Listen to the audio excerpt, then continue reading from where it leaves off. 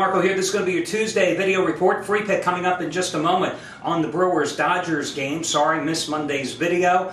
Definitely feeling under the weather and still feel like crap. I blame it all on Ozzfest. Yes, it's all because of Ozzy.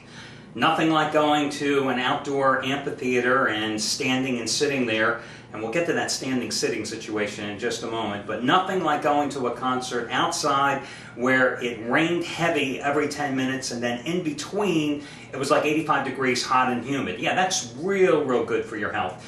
But the interesting part was my son had won some tickets to go to Ozzfest, which is like you go behind the stage. It's like 5 o'clock in the afternoon, and they have meals, food, and stuff, and all the bands. And you know, Ozzfest is like a bunch of know-nothing, no-name bands you'll never hear from again playing on an auxiliary stage most of the day until the 3 key acts came out, and that was Rob Halford, the lead singer of Judas Priest, Motley Crue, and then Ozzy himself, of course, closing the ceremonies. And it was like an 11-hour thing, you know, and really you were there for like 13 hours when you consider how early you had to go in order to get through the gates, do your parking, the whole bit. But in the meet and greet, Sharon Osbourne, she is short. I'm telling you, she is short. She looks nothing like she does on TV. I mean, my wife's only 5'2". Sharon, she towers over Sharon Osbourne, who's like 4'10" maybe. And Ozzy, he's not a hell of a lot bigger. I mean, I'm only 5'10". I could take him one-on-one. Of course, he's 60-some years old. But, I mean, he is small and he's frail. It's really funny watching Ozzy on stage, by the way. You know, he does this little part, every now and then he likes to jump. You know, in the old days, it used to be a high kick. Now it's like a jump of about 3.5 inches off the ground. And when he comes back down in the 3.5 inches, he's holding onto the microphone and you're wondering, is Ozzy going to fall over? Is he going to teeter-totter like this? I mean, he's frail looking. Rob Halford, nice guy. All the auxiliary bands, nice, but hey, they were there for free food too, and they ain't going nowhere. But all in all, you know, $60 gets you a hell of a deal. For a mid-price, mid-seat ticket, it gets you 11 hours of music. Got you like Ozzy playing 17 songs, Motley Crue playing 16 songs, Rob Halford of Judas Priest playing like a dozen songs. So, I mean, you certainly get your money's worth, and it's one of those concert events that had no service fees and no parking. But, of course, at the Susquehanna Bank Center in Camden, New Jersey, they charged everybody $25 parking anyway, and now you've got to go through this elongated process to get your money back. How they didn't know there were no parking fees, but everybody attending the concert knew that clearly when you bought your ticket, there were no parking fees. Just amazing. And it's like the worst place in the world. Worst place in the world, guys. If you've ever gone there, you know what I mean. To get in and out of. Traffic is a nightmare. Plan on an hour and a half from the end of the concert until you get the hell out of that place in the parking lot. It is just, I mean, worse than going to any NFL game with 65,000 people, and yet there's only like 20,000 probably here maximum at this concert venue.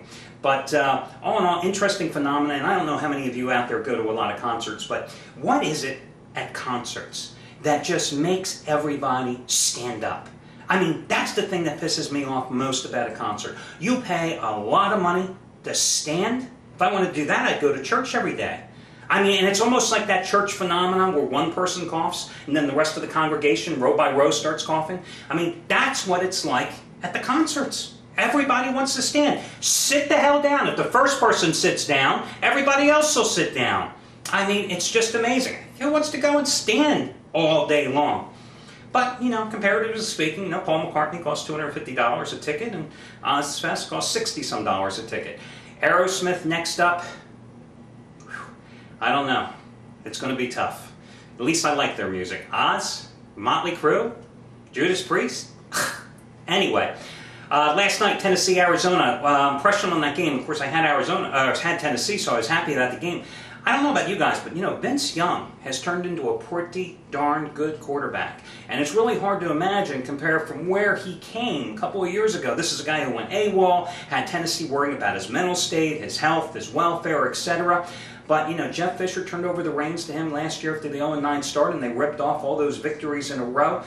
I look at him, and, you know, unfortunately, we live in a very bigoted and racist society. So, you know, just about every time anybody talks about Vince Young, they compare him to every other African-American quarterback out there. That's just not the way it should be. You should just be comparing him to any quarterback. But definitely he has a certain skill set that a lot of guys simply can't bring to the table.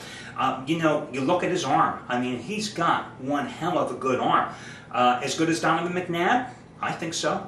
Unlike McNabb, doesn't throw the ball constantly right into the feet of his receivers or into the ground on short patterns. Has the ability certainly to throw off balance and make the throw.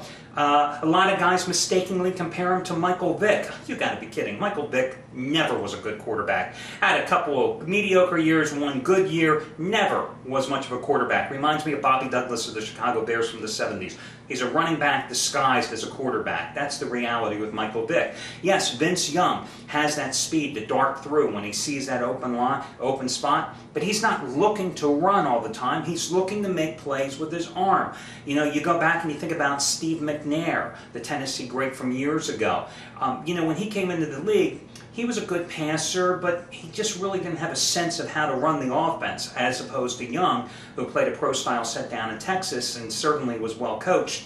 McNair then eventually got so big in his body, he really lost that elusiveness he had in his first few years. That's not the case with Young.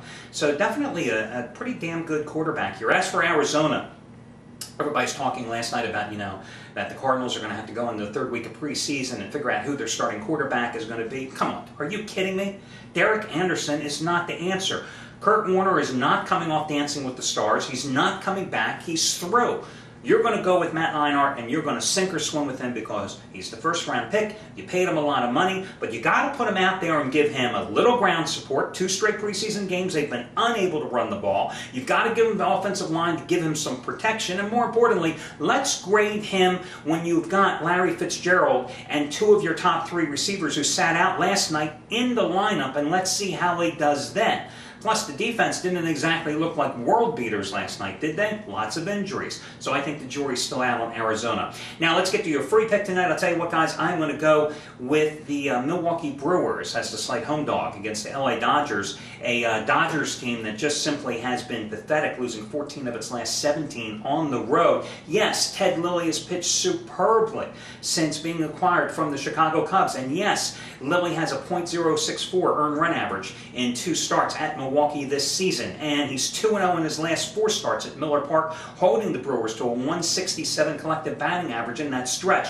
But again, this is a Dodgers team that has been just awful on the road, absolutely unable to score any runs outside of Chavez Ravine. Hell, they had problems scoring in LA too, just lost 2 out of 3 over the weekend to the Cincinnati Reds. As for Milwaukee, they had their 4-game winning streak snapped when they lost Sunday to the Padres, but they beat the Padres, the best road team in baseball, on Friday and Saturday. They were coming off wins Tuesday and Wednesday at St. Louis, so they've won 4 of their last 5. That last Tuesday win was authored by tonight's starting pitcher David Bush, who rebounded from a horrific performance in his start prior to that one against Arizona when he gave up 4 straight homers to the Diamondbacks in an 8-2 loss. Rebounded with 6 very strong innings against the Cardinals, and I'll tell you what, I look at Milwaukee right now, they've gotten healthy. That's one of the keys to their turnaround. Ryan Braun, his last 7 games, is hitting like .360, and Casey McGee has been on a tear for his last 17 games with 5 homers, 11 ribbies, batting average in the high 3s, and now Corey Hart, after missing 2 straight games, is supposed to be back in the lineup tonight.